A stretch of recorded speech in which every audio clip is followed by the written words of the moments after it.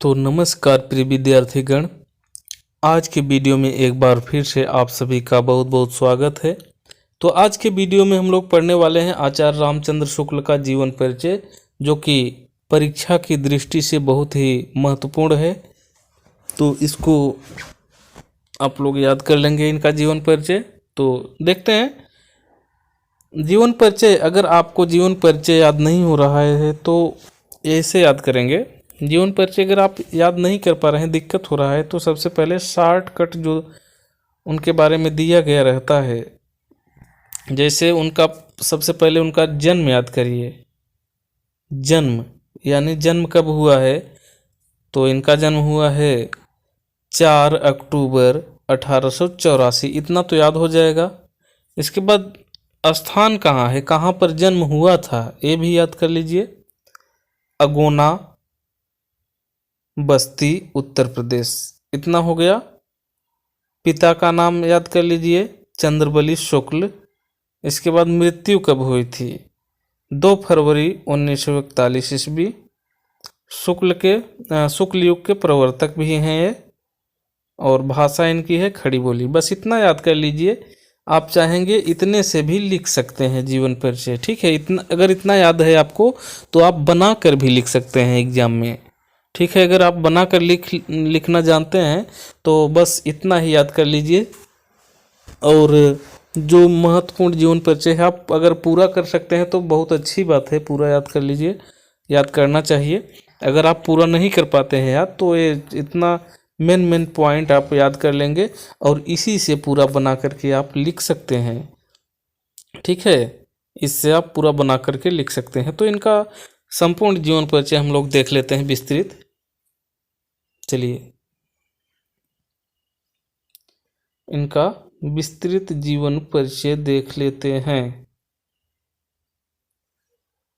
तो हिंदी के इस प्रतिभा संपन्न साहित्यकार का जन्म 4 अक्टूबर 1884 ईस्वी में बस्ती जिले के अगोना नामक ग्राम में हुआ था।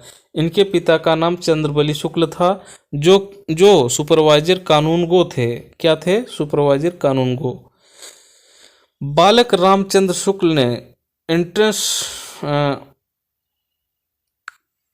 एंट्रेंस हाई स्कूल की परीक्षा मिर्जापुर जिले के मिशन स्कूल से उत्तीर्ण की। गणित में कमजोर होने के कारण इनकी शिक्षा आगे नहीं हो सकी। इंटर की परीक्षा के लिए कायस्थ पाठशाला इलाहाबाद में प्रवेश लिया, किंतु अंतिम वर्ष की परीक्षा से ही पूर्व विद्यालय छूट गया, ठीक है। अंतिम वर्ष की परीक्षा से पहले ही इनका विद्यालय छूट गया। इन्होंने मिर्जापुर के न्यायालय में नौकरी कर ली, किंतु स्वभावानुकूल न होने के कारण, यानी स्वभाव के हिसाब से नहीं था, स्वभाव के हिसाब से न होने के कारण, इनके स्वभाव के अनुकूल न होने के कारण नौकरी छोड़ दिए। मिर्जापुर के मिशन स्कूल में चित्रकला के अध्यापक हो गए, यानी चित्रकला के टीचर भी रहे हैं आचार्य रामचंद्र शुक्ल। आगे चलते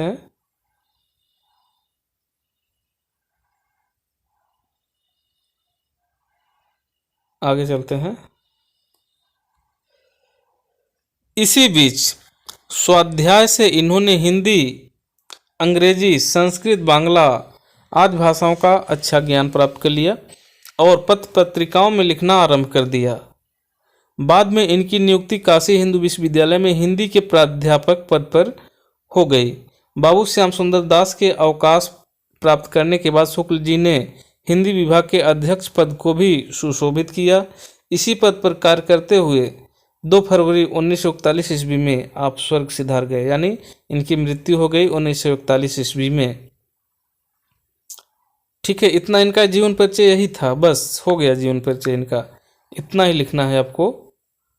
और हिंदी में स्थान हेडिंग डालकर जो लिखते हैं, तो हिंदी में स्थान या साहित्य में स्थान हेडिंग डाल करके साहित्य में स्थान हेडिंग डालेंगे और लिखेंगे। तो इसमें क्या रहता है इसको जान लीजिए।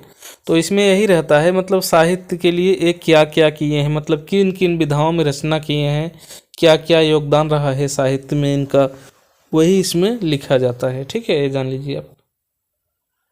तो देख लीजिए थोड़ा सा इसको, और एक बार पूरा देखे रहेंगे तो आपके दिमाग में कुछ बैठ जाएगा, और एक दो बार पढ़ेंगे याद हो जाएगा। तो देखिए, इसमें हिंदी निबंध को नया आयाम देकर उसे ठोस धरातल पर प्रतिष्ठित करने वाले शुक्ल जी हिंदी साहित्य के मूर्धन्य आलोचक, श्रेष्ठ निबंधकार। देखिए, वही हम जो बता रहे हैं वही है इसमें, मतलब क्या क्या किए हैं साहित्य के प्रति। तो मूर्धन्य आलोचक मतलब आलोचना बहुत अच्छा किए हैं, आलोचक बहुत अच्छे रहे हैं हिंदी में। श्रेष्ठ निबंधकार, और निबंधकार के रूप में भी जाने जाते हैं। निष्पक्ष इतिहासकार, महान शैलीकार एवं युग प्रवर्तक आचार्य थे। इन्होंने सैद्धांतिक एवं व्यावहारिक दोनों प्रकार की आलोचनाएं लिखी। इनकी विद्वता के कारण ही हिंदी शब्द सागर के संपादन कार्य में सहयोग के लिए इन्हें बुलाया गया। हिंदी शब्द सागर के रूप में लिखने के लिए इनको कहा गया था, वही जो हिंदी साहित्य के इतिहास के रूप में एक पुस्तक इनकी आई बाद में, यही है। ठीक है, हिंदी साहित्य का इतिहास जो लिखा गया है। इन्होंने 19 वर्षों तक काशी नागरी प्रचारी पत्रिका का संपादन भी किया। इन्होंने अंग्रेजी और बांग्ला में कुछ अनुवाद भी किए। आलोचक इनका मुख्य और प्रिय विषय मतलब आलोचना इनका मुख्य विषय था, प्रिय था इनका। इन्होंने हिंदी साहित्य का इतिहास लिखकर इतिहास की लेखन परंपरा का सूत्रपात किया। ठीक है, हिंदी साहित्य का इतिहास लिखे पहले, मतलब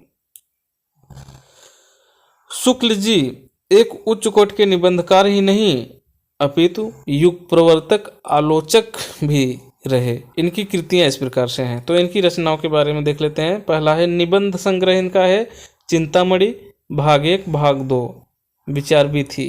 ठीक है, तथा विचार भी थी। दूसरा है इतिहास, हिंदी साहित्य का इतिहास, जो कि बहुत ही प्रसिद्ध इनका है हिंदी साहित्य का इतिहास। इसके बाद आलोचना में है सूरदास, रस मीमांसा, त्रिवेणी, ये इनकी आलोचनाएं हैं। इसके बाद संपादन कार्य में संपादन क्या क्या किए देखिए।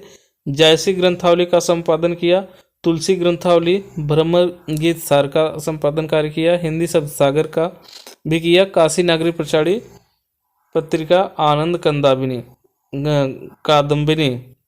ठीक है, इसके आगे चलते हैं। अन्य में देखिए क्या है।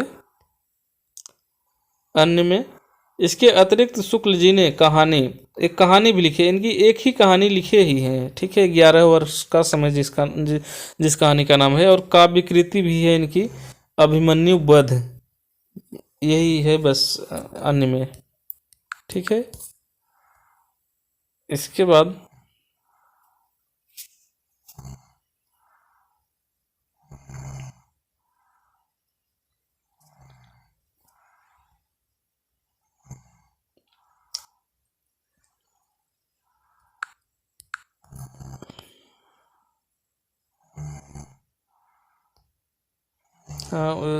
अन्य रचनाएं में मतलब वो 2 रचनाएं किए, तथा अन्य भाषाओं के कई ग्रंथों का हिंदी अनुवाद भी किया। इनमें मेगस्थनीज का भारतवर्षी विवरण, आदर्श जीवन कल्पना का आनंद, विश्व प्रपंच, बुद्धचरित जो कि काव्य है, स्फुट अनुवाद, शशांक आदि प्रमुख हैं। तो ये हो गया। इसके बाद इनकी भाषा देख लेते हैं। शुक्ल जी की भाषा संस्कृत निष्ठ, शुद्ध तथा परिमार्जित खड़ी बोली है। परिष्कृत साहित्यिक भाषा में संस्कृत के शब्दों का प्रयोग होने पर भी उसमें बोधगम्यता सर्वत्र विद्यमान है। कहीं कहीं आवश्यकता अनुसार उर्दू, फारसी, अंग्रेजी शब्दों का प्रयोग भी देखने को मिलता है। शुक्ल जी ने मुहावरे और लोकोक्तियों का प्रयोग करके भाषा को अधिक व्यंजनापूर्ण, प्रभावपूर्ण तथा व्यावहारिक बनाने की भरसक प्रयास किया है। इसके बाद शुक्ल की भाषा शैली गठी हुई है। इसमें व्यर्थ का एक भी शब्द नहीं आने पाता। कम से कम शब्दों में अधिक विचार व्यक्त कर देने की इनकी विशेषता है। अवसर के अनुसार इन्होंने वर्णनात्मक, विवेचनात्मक, भावात्मक तथा व्याख्यात्मक शैली का प्रयोग किया। मतलब ये इनकी शैली देख रहे हैं यहाँ पे। हास्य व्यंग प्रधान शैली के प्रयोग के लिए भी शुक्ल जी प्रसिद्ध हैं। ठीक है, तो यही इनका जीवन परिचय था। इसी तरह से आप भी लिखेंगे, अच्छा नंबर मिल जाएगा। और यही था, आप जितने अच्छे से प्रस्तुत करेंगे उतना ही अच्छा नंबर मिलेगा। आप राइटिंग पर भी ध्यान देंगे, क्योंकि इस एग्ज़ाम में राइटिंग का भी बड़ा महत्व होता है, इसलिए आप सुंदर लिखावट आपकी रहनी चाहिए। तो इस वीडियो में बस इतना ही। हम मिलते हैं किसी फिर नेक्स्ट वीडियो में, तब तक के लिए नमस्कार।